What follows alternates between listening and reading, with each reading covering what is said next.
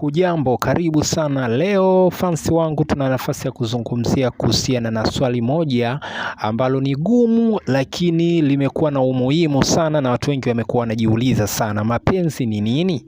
Yawezekana wewe ukawa unajua na kulisikia neno hili lakini ukakosa jibu la moja kwa moja kuhusiana na mapenzi ni nini. Licha ya kwamba yawezekana kwa uko katika mapenzi, wengi tumekuwa tunafahamu na kuchanganya vitu viwili, yani mapenzi na hisia za mwanzoni, yani ile hali ya moyo kudunda haraka unapomwona mtu.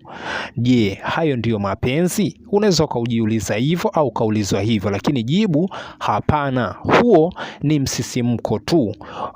Mapenzi ya kweli ni maamuzi na sio kitu ambacho kinaweza kutokea kwako, bali ni kitu ambacho kinachagua kufanya kila siku. Unaweza ukakifanya, na mapenzi yapo katika aina tofauti tofauti, yamegawanyika. Kuna mapenzi ambayo ni kujali, na hii ni ile hali pale unapohitaji mwenzako kuwa muhimu karibu yako, na ukitaka kumuona akiwa na furaha, akiwa salama na akiwa anapiga hatua katika maisha. Hiyo inaitwa mapenzi ni kujali. Hiyo ni moja ya sehemu ya mwanzoni kabisa. Lakini mapenzi pia ni kitendo, sio maneno. Kusema kwamba nakupenda ni rahisi sana, ambapo unaweza ukasema, mimi naweza nikasema, lakini kumuuguza mwenzako akiwa mgonjwa ikawa ni jambo kama gumu. Lakini mapenzi ni kitendo na sio maneno, na hii inaonyesha ni jinsi gani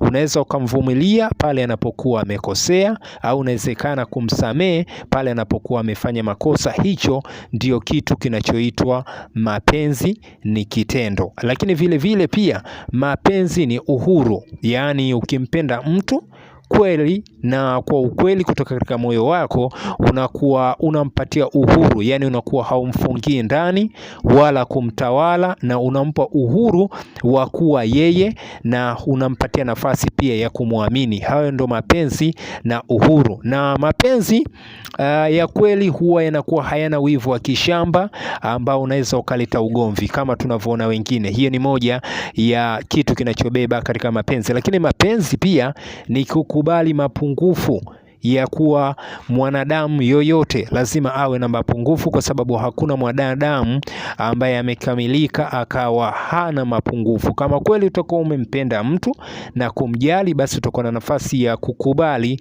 baadhi ya madhaifu yake ambaye atakuwa nayo, na bado wewe ukaona licha ya kuwa na mapungufu au madhaifu aliyokuwa nayo, ukaamua kumchagua kuwa yeye, na ukaamua kumsaidia kwa kumtengeneza ili aje kuwa mtu aliyekuwa bora. Katika slogan ya mapenzi kuna kitu kimoja kinaitwa, wengi sana wamekuwa nakizungumza kwa ufupi. Kama utakuwa hukifahamu na upo katika mapenzi, ni kwamba mapenzi ni kusema neno lenye maana ya kwamba niko hapa kwa ajili yako, na wakati wa furaha na wakati wa shida. Hiyo ndo slogan nzima inayobeba nini maana ya mapenzi ya kweli. Wengi tumekuwa hatufahamu mapenzi ni nini, lakini mapenzi yamegawanyika katika sehemu mbili, 3, 4 mpaka 5. Lakini kuna mapenzi ya kujali, mapenzi ya kitendo, mapenzi ya uhuru, lakini vile vile mapenzi ni kukubali mapungufu ambaye anakuwa nayo mpenzi wako.